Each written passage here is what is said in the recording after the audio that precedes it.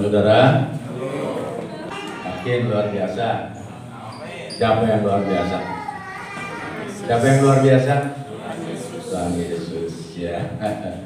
Haleluya.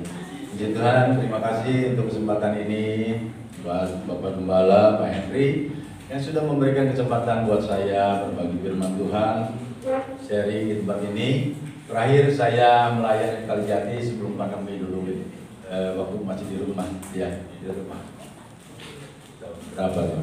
Tahun 2019 apa? Ya. Oke. Ya, karena pandemi kita semua juga tidak bisa berkumpul, dan hari ini puji Tuhan kita bisa bertemu kembali. Ya. Oke, saya akan menyampaikan firman Tuhan. Apa yang Tuhan taruh dalam hati saya. Sebenarnya semalam juga saya sudah mempersiapkan banyak firman Tuhan, apa yang harus saya sampaikan. Saya berdoa kepada Tuhan, tapi Tuhan kasih firman Tuhan ini. Nah saudara, kita sadar nggak selama kita hidup, Tuhan ciptakan kita untuk apa? Kita diciptakan Tuhan untuk apa? Apa tujuan Allah menciptakan manusia? Ada yang tahu? Apa sih tujuannya Tuhan menciptakan kita manusia? Apakah kita cuma diciptakan sama Tuhan iseng-iseng gitu kan? Wah, nggak ada mainan nih, iseng-isengnya dibentuk dari tanah liat buat mainan, ya tahu gimana itu? Ada yang tahu tujuan Tuhan menciptakan kita manusia? Untuk melayani Tuhan. Yang lain? Ada lagi? Ayo, yang bisa jawab kasih voucher nih. Haleluya. Ya, saudara, selama ini kita menjalani rutinitas kehidupan dengan segala siklusnya setiap hari. Siklus. Dan siklus itu, yang namanya siklus itu berputar begitu-begitu aja. Betul nggak? Coba saudara bangun tidur, mungkin mandi, yang bekerja berangkat kerja, sore sudah balik lagi, pulang kerja, lalu mandi, makan malam, tidur lagi. Besok bangun pagi lagi, mandi lagi, bekerja lagi, dan terus dari hari ke hari, minggu ke minggu, bulan ke bulan, dan tahun ke tahun, terus berputar seperti itu aja. Betul apa betul? Seperti itu siklus kehidupan. Kita jalani dengan tanpa sadar, kita tidak tahu apa sih tujuan hidup saya. Kita diciptakan oleh Tuhan untuk apa ada di dalam dunia ini? Ya. Saudara, coba kita lihat ayatnya ya. Perhatikan baik-baik. Kita buka di dalam Yesaya pasal 43 ayat yang ke-7. Yesaya pasal 43 ayat yang ke-7. Bisa dibuka, kita bisa baca sama-sama.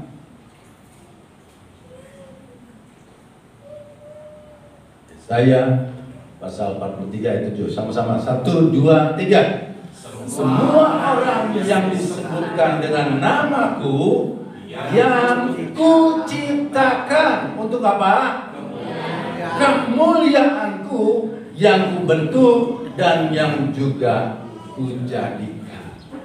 Jadi kita manusia diciptakan Tuhan untuk apa? Tujuannya Tuhan menciptakan manusia untuk apa? Jelas ya? Jadi kita diciptakan untuk apa? Untuk kemuliaan Tuhan. Jadi, saudara, kalau kita sudah tahu makna dari Tuhan menciptakan kehidupan kita, kita hidup di dalam dunia ini, kita nggak bisa semena-mena pakai hidup kita. Kita nggak bisa semena-mena pakai tubuh kita.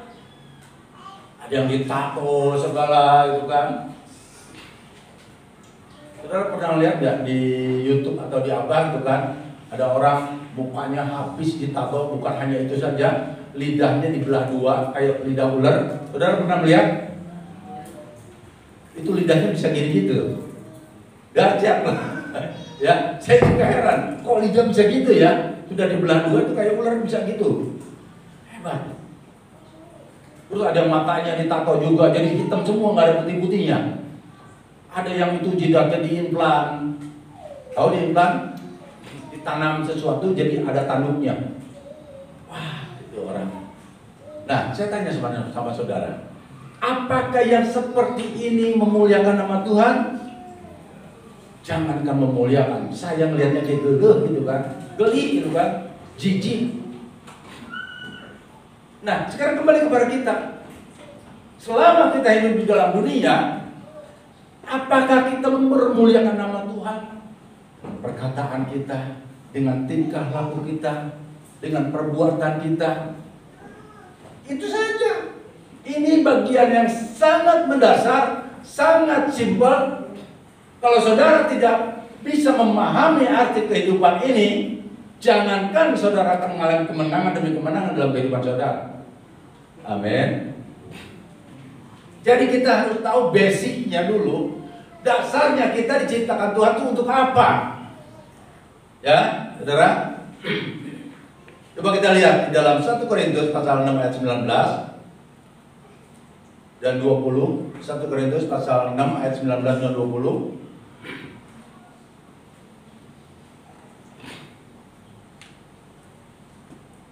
Ya, saya akan baca 19, nanti saudara akan baca yang 20 sama-sama ya. Demikian firman Tuhan. Atau tidak tahukah kamu bahwa tubuhmu adalah bait Roh Kudus yang diam di dalam kamu, Roh Kudus yang kamu peroleh dari Allah, dan bahwa kamu bukan milikmu sendiri. Ayat 20 sama-sama, 1, 2, 3. Sebab kamu telah dibeli dengan harga darah saya, karena itu muliakan Allah dengan tubuhmu. Amin. Tubuh kita bukan milik kita. Jelas ya? Jadi tubuh kita milik siapa? Milik Tuhan. Karena apa? Kita sudah dibayar, sudah dibeli. Kalau saudara ya pergi ke dealer motor, saudara beli motor, itu milik saudara. Betul kan? Dan saudara mau ngapa-ngapain motor itu juga terserah saudara, karena itu sudah milik saudara. Nah, begitu juga tubuh kita milik Tuhan. Tuhan sebenarnya mau ngapa-ngapain di tubuh kita, hidup kita juga terserah Tuhan gitu kan. Makanya kita nggak bisa semena-mena berbuat semau gue sakarape dewe terhadap tubuh kita, karena tubuh kita sudah dibeli sama Tuhan dengan harga yang sangat mahal, yaitu dengan darahnya sendiri. Saya mau kasih contoh.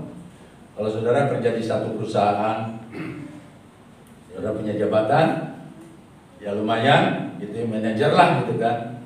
Lalu perusahaan memberikan fasilitas kepada saudara, sebuah motor atau mobil inventaris. Ya, sekarang jadi punya saudara, tapi inventaris itu ya, inventaris BPKB-nya tetap ada di perusahaan. Cuma dikasih pinjam aja. Saudara bisa nggak semena-mena melakukan segala sesuatu untuk kendaraan yang sudah dipinjamkan sama saudara, sama perusahaan kepada saudara? Tidak kan? Misalnya waktu dikasih dari perusahaan, ini warnanya hijau, mobilnya atau motornya warna hijau. Saya emang gak resep warna hijau, saya mau cat aja warna merah moronya gitu kan, merah cabe, jadi merah Ferrari gitu kan. Dicek nih ke bengkel ya, dicek merah semua. Saudara bawa inventaris itu ke perusahaan. Si bos melihat, mana mobil kamu yang warna hijau?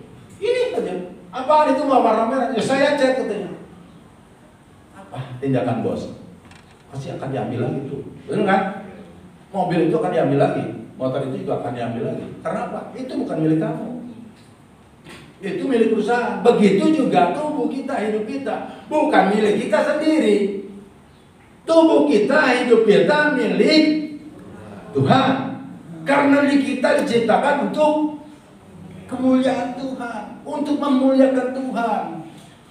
Saudaraku yang dikasih Tuhan, saya selalu kalau berdoa, di akhir doa saya selalu, biarlah semuanya untuk kemuliaan nama Tuhan. Apapun, doa makan, doa mau bekerja, apapun, selalu diakhiri biarlah semuanya untuk kemuliaan nama Tuhan. Karena hidup saya bukan milik saya. Saya sadar saya diciptakan itu untuk kemuliaan nama Tuhan.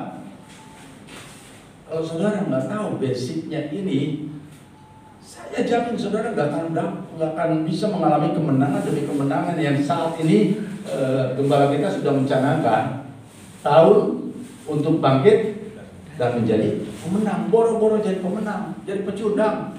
Karena kita sendiri nggak tahu basicnya apa Tuhan menciptakan kita. Kita melakukan kehidupan kita secara PDW semaunya buat. Kita tahu dasarnya ini, yang paling dasar, saya jamin Tuhan gak akan menyayangkan tuh. Setiap masalah Tuhan kasih jalan keluar. Amin. Tuhan berikan kemenangan demi kemenangan. Apapun yang saudara alami, Tuhan bekerja untuk mendatangkan kebaikan. Bagi siapa? Bagi orang yang mengasihi Tuhan. Bukti kita mengasihi Tuhan apa? Firman Tuhan katakan bukti kita mengasihi Tuhan ketika kita melakukan perintah-perintah Tuhan. Itu bukti kita mengasihi Tuhan. Nah sekarang kita sudah tahu bahwa kita diciptakan untuk pemulihan Tuhan. Apakah kita sebagai pendengar yang baik saja setiap minggu datang ke gereja mendengarkan firman Tuhan, lalu kehidupan di rumah, di dalam pekerjaan, di dunia luar sana seperti biasa-biasa saja, tidak melakukan firman Tuhan yang sudah kita dengar dari gereja, dari guru. Karena itu firman Tuhan itu adalah pelita bagi kaki kita dan terang di jalan-jalan kita. Amin. Saudara, yuk kita mau lihat. Lalu bagaimana agar hidup kita dapat memuliakan nama Tuhan? Kita mau lihat poin yang pertama. Bagaimana hidup kita dalam keseharian kita dapat mempermuliakan nama Tuhan. Yang poin yang pertama, apabila kita berbicara, firman Tuhan katakan berbicaralah sebagai orang yang menyampaikan firman. Yuk kita lihat ayatnya ya, 1 Petrus pasal 4 ayat yang 11.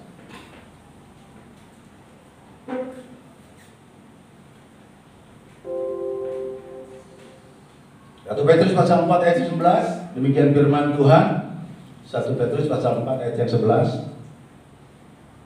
Ya, demikian firman Tuhan, jika ada orang yang berbicara, baiklah ia berbicara sebagai orang yang menyampaikan firman Allah. Jika ada orang yang melayani, baiklah ia melakukannya dengan kekuatan yang dianugerahkan Allah, supaya apa? Allah dimuliakan dalam segala sesuatu. Karena Yesus Kristus ialah yang mempunyai kemuliaan dan kuasa sampai selama-lamanya. Amin. Firman Tuhan katakan, bagaimana kita dapat memuliakan Tuhan di dalam kehidupan kita? Kalau kita ngobrol, ngerumpi, kita sebagai anak-anak Tuhan, kita sudah tahu tujuan hidup kita. Tuhan ciptakan untuk kemuliaan nama Tuhan. Amin. Nah, kalau kita ngobrol, ngerumpi, koko, hendaklah kita berbicara seperti orang yang menyampaikan firman Tuhan. Ada orang yang berkata gini, Pak, saya bagaimana kalau di tempat pekerjaan saya bisa bicara firman Tuhan? Saya kan di tempat pekerjaan ngomongnya tentang pekerjaan, Pak. Menurut saudara bisa nggak? Menurut saudara bisa nggak? Ya, bisa. Amin. Harusnya bisa. Karena firman Tuhan sudah ngomong begitu. Kalau mau berbicara, kalau ada orang yang seseorang berbicara, hendaklah ia berbicara sebagai orang yang menyampaikan firman. Gimana caranya? Firman Tuhan katakan apa-apa yang keluar dari mulut itu berasal dari dalam hati. Amin. Makanya baca firman Tuhan setiap hari. Isi firman Tuhan, hati kita dengan firman Tuhan, otak kita dengan firman Tuhan, di download, di input. Nah, komputer juga kalau nggak dimasukkan data-data di input, data-data aplikasi, yang keluar apa? Blank, nggak ada. Ini juga sudah dimasukkan itu isi worship firman Tuhan, betul ya, ada ya, sudah didata dimasukkan di-download semua, di-input semua. Nah kalau nggak di-input, nggak dimasukkan, itu nggak ada, otaknya kosong semuanya, nggak bisa keluar muncul apa-apa. Nah begitu juga sama firman Tuhan, ya. Coba kita lihat di dalam Matius pasal 15 ayat 18a. Matius pasal 15 ayat 18a. Tetapi apa yang keluar dari mulut berasal dari hati. Yang keluar dari mulut itu berasal dari hati. Makanya isi hati kita dengan firman Tuhan, baca firman Tuhan setiap hari. Kalau hati kita tidak pernah di-download, di-input firman Tuhan, bagaimana yang keluarnya firman Tuhan? Amin. Kalau hati kita, pikiran kita selalu kita isi dengan kekecewaan, sakit hati, kebencian, iri hati. Saudara tahu yang keluar dari mulut kita apa? Gosip, jelek-jelekan orang lain, fitnah, caci maki, sumpah serapah. Betul apa betul? Karena itu yang kita isi, hati-hati, kebencian. Ya kan? 15. Kalau hati kita, pikiran kita di-download firman Tuhan setiap hari. Firman Tuhan katakan apa? Yang keluar dari mulut itu berasal dari dalam hati. Amin. Jadi dimanapun kita berada, yang keluar dari mulut kita firman Tuhan. Saya juga ngobrol sama ulama. Dia nanya sama saya, Bang, benar nggak ya setan itu takut sama salib, kayu salib? Menurut saudara gimana? Setan takut nggak sama kayu salib? Buktinya? Saya tanya, menurut Bapak gimana? Menurut saya kayaknya nggak benar ya.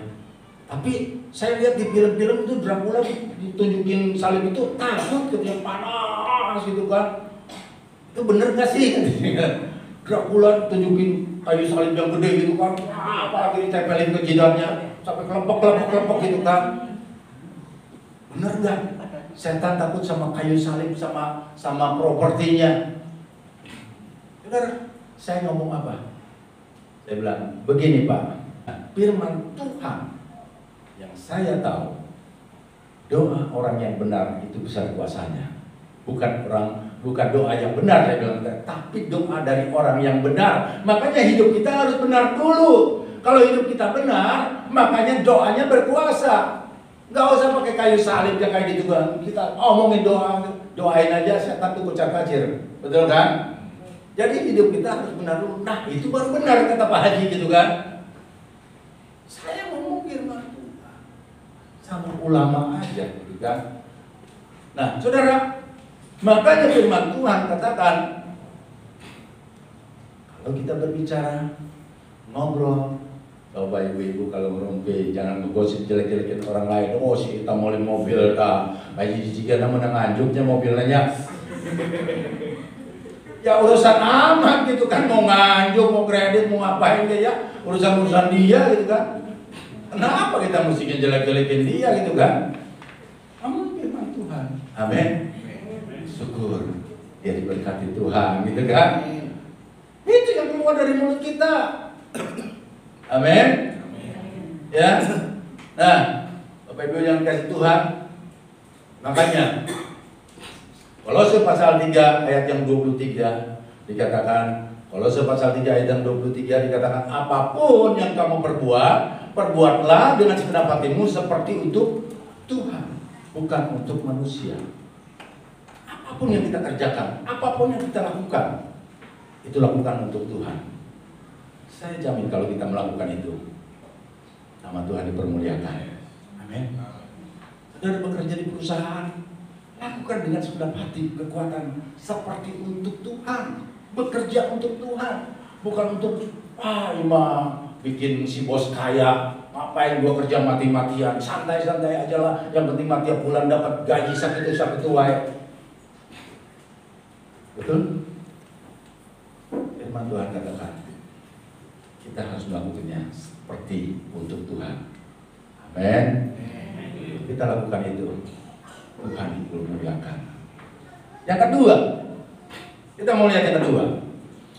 Bagaimana kita dapat mempermuliakan Tuhan di dalam kehidupan kita? Firman Tuhan katakan, segala sesuatu yang terjadi di dalam kehidupan kita itu seizin Tuhan. Yang setuju katakan amin. Dan itu jelas untuk kemuliaan nama Tuhan. Seizin Tuhan itu semuanya untuk mempermuliakan nama Tuhan. Ya, kita lihat ayatnya ya, Yohanes pasal 11 ayat yang keempat. Yohanes 11 ayat yang keempat, demikian firman Tuhan. Ya, ketika Yesus mendengar kabar itu, Ia berkata, penyakit itu tidak akan membawa kematian, tetapi akan menyatakan kemuliaan Allah. Sebab oleh penyakit itu, penyakit itu anak Allah akan dimuliakan. Anak Allah itu siapa sih? Anak Allah itu siapa? Tuhan Yesus. Ya, saudaraku yang kasih Tuhan, Tuhan dimuliakan. Jadi segala sesuatu apapun, kalau saudara terjadi masalah di dalam kehidupan saudara, saudara harus mengucap syukur karena firman Tuhan katakan seperti itu. Amin. Mengucap syukurlah di dalam segala hal, karena itulah yang dikehendaki Allah Bapa kita di dalam Yesus Kristus. Kalau saudara ternyata diizinkan Tuhan kena sakit penyakit, kalau saudara berdoa, Tuhan, kenapa sih harus saya? Kenapa sih saya harus kena penyakit ini? Kenapa sih saya harus kena masalah ini? Kenapa sih Tuhan harus saya? Saudara pernah nggak bersungut-sungut seperti itu kepada Tuhan? Ini masalah belum selesai, sudah datang masalah lagi. Ini penyakit belum sembuh, sudah datang penyakit satu lagi. Kenapa harus saya, Tuhan?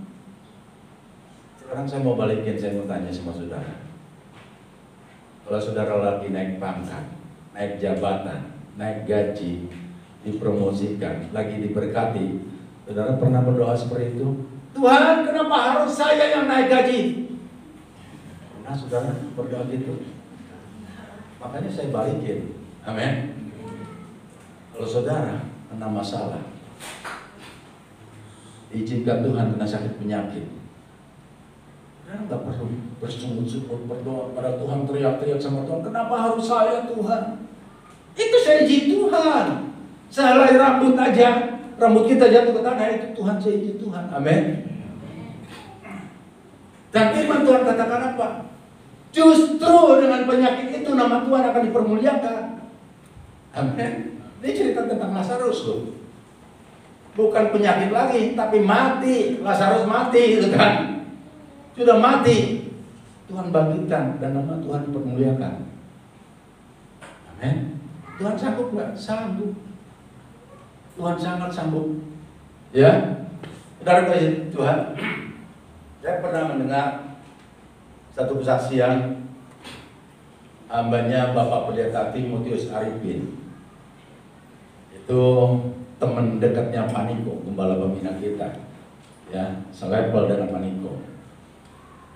Saya dengar kesaksian beliau waktu beliau divonis oleh dokter kena kanker limfoma. Kanker limfoma itu kanker getah bening.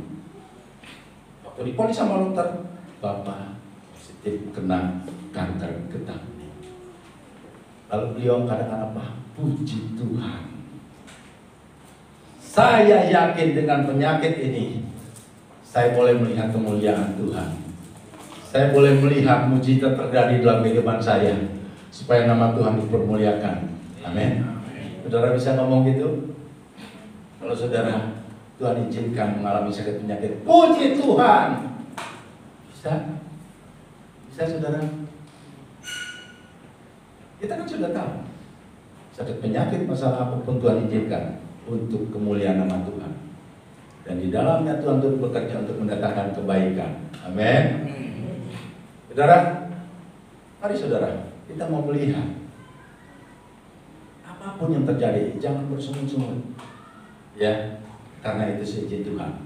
Saudara perhatikan Ayub, bagaimana Ayub orang yang paling kaya di wilayah timur. Gak ada duanya. Terkaya, sangat kaya. Dalam waktu sekejap, hartanya ludes semua. Bukan masalah itu juga. Anak-anaknya 10-10-nya mati dalam sekejap. Dalam satu hari mati semua. Saudara, coba bayangkan.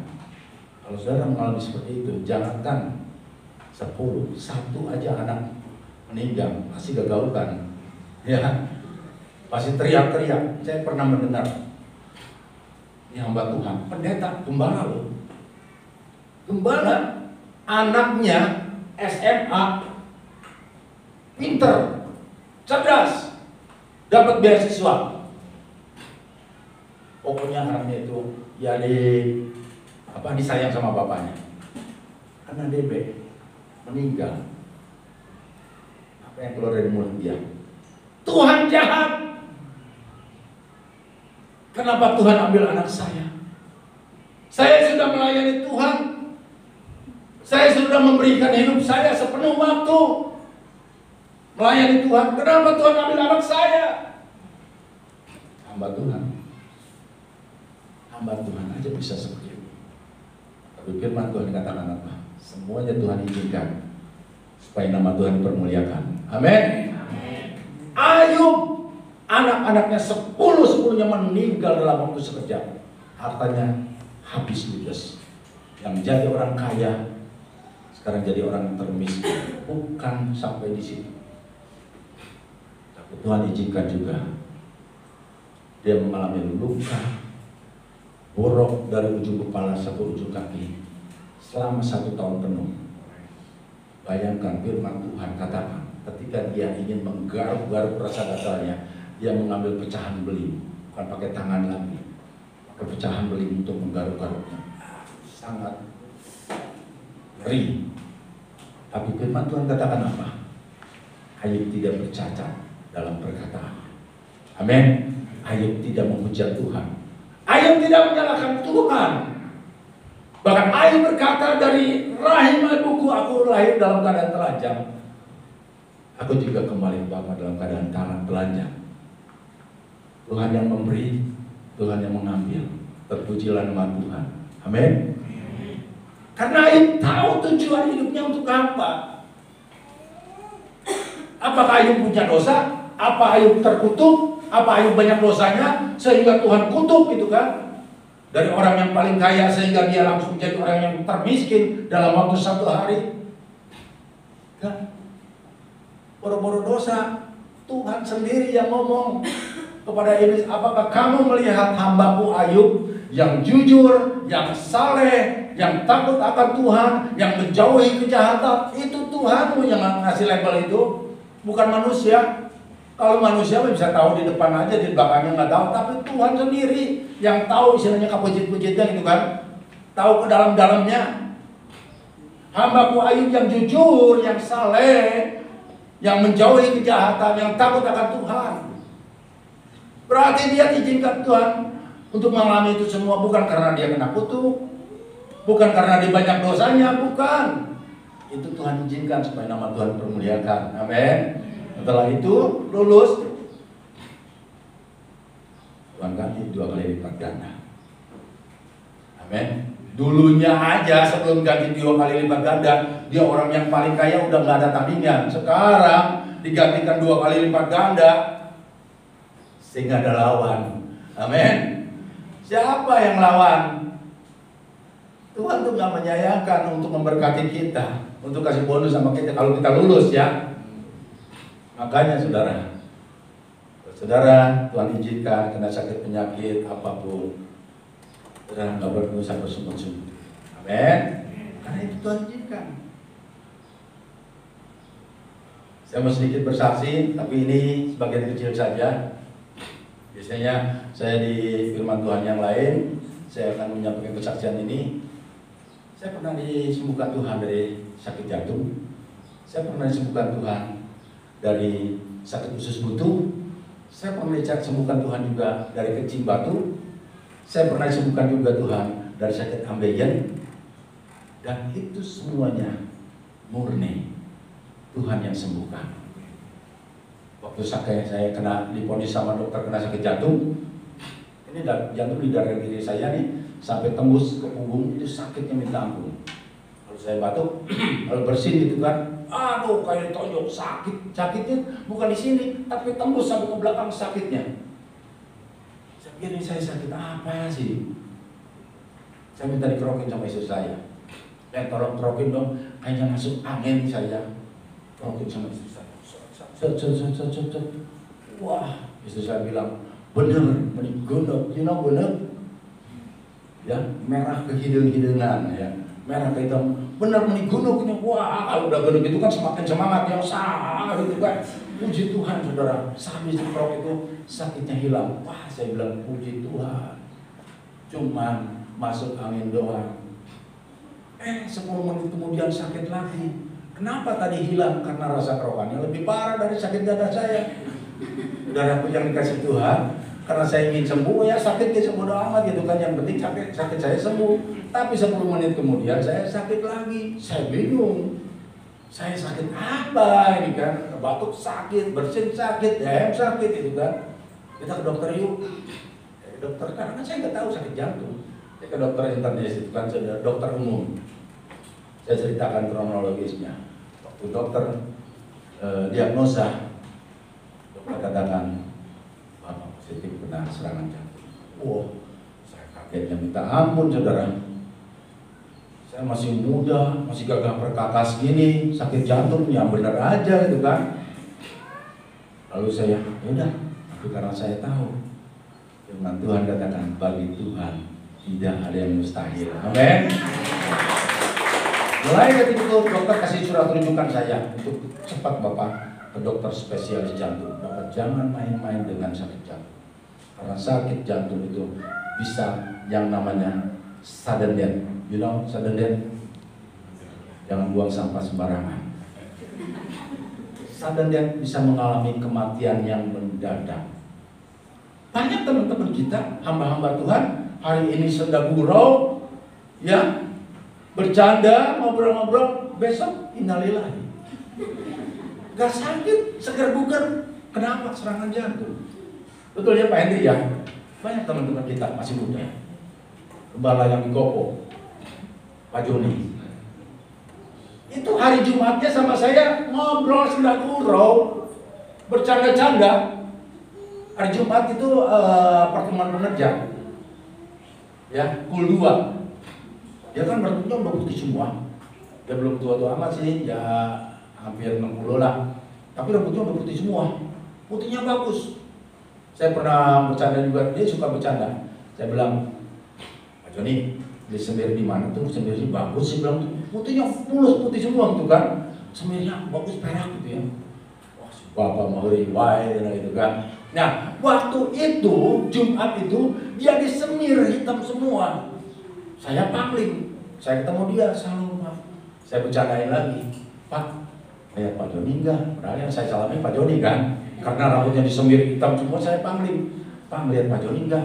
Cigana tadi mah KWC, cenah gitu kan, padahal dia sendiri Pak Joni gitu kan, bercanda-bercanda.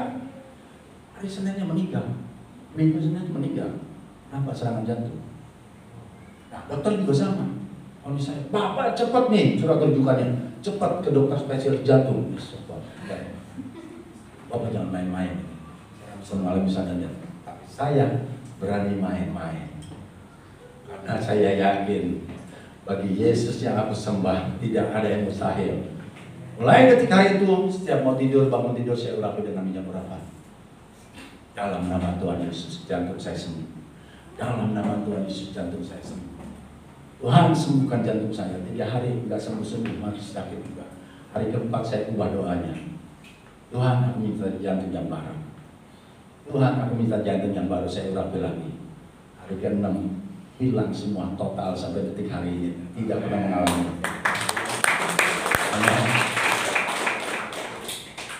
Karena saya tahu saya diciptakan untuk kemuliaan nama Tuhan. Dan sakit penyakit yang Tuhan izinkan itu pun untuk kemuliaan nama Tuhan. Amin. Dan Tuhan turut bekerja.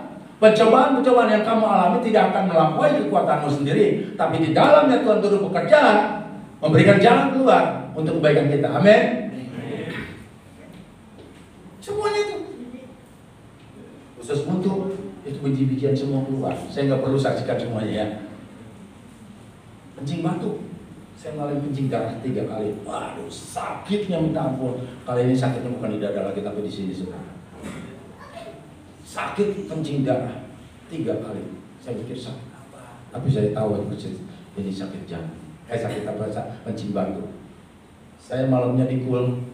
Saya sampaikan firman Tuhan. Saya mengucap syukur karena Tuhan izinkan saya untuk mengalami kencing batu. Saya belum ke dokter loh, tapi saya udah bisa prediksi. Saya bisa mengalami kencing batu ini karena saya tahu nama Tuhan akan dipermuliakan. Jam 7 malam saya dikul bersaksi. Saya mengucap syukur. Besok bangun pagi jam 7 pagi keluar batu sebesar biji pepaya. Setelah itu tidak pernah lagi ada. Amin. Gak makan obat, nggak perlu diobatin. Karena saya tahu tujuan hidup saya. Amin. Saudara yang kasih Tuhan. Nah itu pun, saudara, kalau dialami oleh kita semua, kita harus sadar apa sih tujuan Tuhan menciptakan hidup kita, dan segala sesuatu yang boleh terjadi dalam kehidupan kita itu Tuhan izinkan untuk mempermuliakan nama Tuhan. Poin yang ketiga kita mau lihat bagaimana hidup kita dapat mempermuliakan nama Tuhan. Tuhan akan dipermuliakan ketika kita berbuah banyak. Amin. Yuk kita lihat ayatnya ya. Yohanes pasal 15 ayat yang ke-8.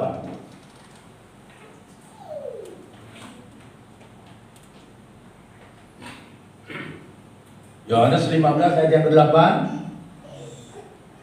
Ya. Dalam hal inilah Bapakku dipermuliakan jika kamu berbuah banyak, dan dengan demikian kamu adalah murid-muridku. Nah, saudara yang kasih Tuhan, buah-buah apa yang dihasilkan dalam kehidupan kita? Pertama yang harus kita hasilkan buah-buah pertobatan. Amin. Ketika kita lahir baru, terima Tuhan Yesus sebagai Tuhan dan Juru Selamat, dibaptis. Nah, sejak itu kita harus menghasilkan buah-buah karena Tuhan menuntut kita untuk menghasilkan buah-buah. Ketika kita menghasilkan buah-buah, nama Tuhan dipermuliakan. Dulu kita sebelum dibaptis, kita suka cerewet, ngomong-ngomongin orang lain, suka marah-marah gak jelas. Setelah dibaptis, kita bertobat. Amin. Gak marah-marah lagi, penyabar. Sekarang, dulu sebelum dibaptis, kita suka ngomong-ngomongin orang lain, jelek-jelekin orang lain. Setelah dibaptis, kita harus menghasilkan buah. Sekarang bukan ngomong-ngomongin orang lain, tapi bersaksi tentang kemuliaan nama Tuhan. Amin. Dulu kita sebelum dibaptis masih suka merokok, minum keras, main judi. Tapi setelah dibaptis harus lepas semua. Amin. Saya juga sama. Dulu juga merokok berat. Saya satu hari bisa 5 bungkus habis. Kayak kereta api. Karena dulu saya sebelum pelayanan, masuk dalam pelayanan yang masih muda, bukan saya bekerja, saya beli rokok tuh nggak sebungkus-sebungkus, saudara, 1 selop, simpen di lemari. Habis tinggal ngambil lagi, terasa stoknya banyak gitu kan. Satu hari 5 bungkus. Ketika saya bertobat, saya tinggalkan semuanya. Dan itu ujiannya sangat berat, saudara. Iblis gak suka itu. Ujiannya sangat berat. Diejek sama teman-teman yang biasa saya kumpul gitu kan. Bencong aja mudut gitu kan. Masa kamu nggak mudut? Bencong aja ngerokok gitu kan. Masa kamu nggak ngerokok? Masa elek sama bencong gitu kan.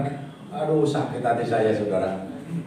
Terus diomongin lagi gini, teko manyun halus gitu kan. Teko manyun bagus ini. Kamu manyun goreng patut ini. Aduh, saya sakit hati, saudara. Nah, itu dihina, diejek gitu kan. Begitu rupa tantangannya sangat berat, saudara. Tapi saya harus melalui itu semua karena saya sudah berkomitmen. Kenapa saya bisa berkomitmen? Nanti di ayat yang pertama tadi, tidak tahukah kamu jawab tubuhmu adalah bait Allah, di mana Roh Kudus tinggal di dalam diri kamu. Pantas selama ini saya bekerja nggak pernah mencapai masa kejayaan. Saya kerja cuma 1 bulan keluar. Pernah kerja paling cepat saudara 3 hari keluar gitu kan. Saya nggak pernah yang namanya kerja itu sampai bertahun-tahun, puluhan tahun, sampai pelukan gitu kan, nggak bisa. Saya sadar ketika saya mendengar firman Tuhan yang tidak tahu ke kamu bahwa umum baik Allah, di mana Roh Kudus tinggal di dalam kamu. Saya sadar. Saya sudah mendengarkan ayat ini udah puluhan kali, udah banyak, tapi ketika itu mendengar lagi, itu kayak nancep di dada saya. Pantas selama ini saya nggak pernah mengalami masa kejayaan. Karena apa? Karena saya bergerak sendiri dengan kekuatan saya sendiri. Tuhan tidak bekerja dalam kehidupan saya mendatangkan kebaikan. Tuhan tidak memberikan support kepada saya. Karena Tuhan tidak tinggal di dalam diri saya. Diri saya kotori dengan rokok, dengan sampah-sampah. Tuhan kan Maha Kudus. Mana mungkin Tuhan tinggal di tempat yang kotor. Amin. Kita harus bersihkan. Karena tubuh kita bukan milik kita. Amin. Milik Tuhan. Kita diciptakan untuk kemuliaan nama Tuhan. Saya berhenti. Sejak saat itu saya bekerja terus mencapai kejayaan. Tuhan berkati, Tuhan berkati. Apapun yang kau kerjakan, apapun yang kau lakukan, Tuhan buat berhasil dan beruntung. Amin. Berikan kemuliaan bagi nama Tuhan. Nah, itulah saudara. Ya, tapi kalau kita tidak menghasilkan buah-buah selama kita jadi orang Kristen. Udah berapa lama kita jadi orang Kristen?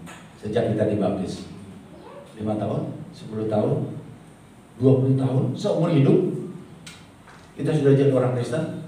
Pak, saya lahir juga sudah jadi Kristen ya. Nah, saya lahir kata ibu saya langsung bilang haleluya. Bukannya ya, lahir dia langsung haleluya. Karena bapak saya Kristen, mama saya Kristen, kakek saya Kristen, angkom saya Kristen, nenek saya Kristen, jadi saya lahir juga sudah haleluya. Saking Kristennya. Apakah, pertanyaannya, apakah kita sudah menghasilkan buah-buah? Apakah kita sudah mempermuliakan nama Tuhan? Apa kata firman Tuhan kalau kita tidak menghasilkan buah-buah? Yuk kita lihat di dalam ya Lukas pasal 3 ayat 9.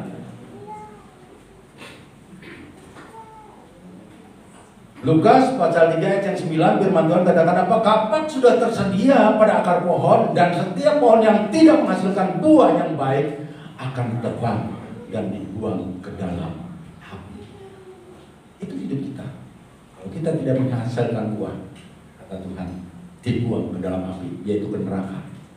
Amin. Karena apa? Percuma kita diciptakan Tuhan juga tidak mempermuliakan nama Tuhan. Amin. Amin. Karena yang kasih Tuhan. Jadi jelas ya, kita diciptakan untuk kemuliaan Tuhan. Saudaraku yang kasih Tuhan, jadi 3 hal inilah yang harus kita punya, saudara. Yaitu untuk mempermuliakan nama Tuhan. Yang pertama apa? Lupa. Yang kedua, lupa ingat. Yang ketiga, lupa ingatan. Yang pertama apa tadi? Apabila kita berbicara sebagai orang yang menyampaikan firman Tuhan. Bagaimana caranya? Baca firman Tuhan setiap hari. Apa yang keluar dari mulut itu berasal dari dalam hati.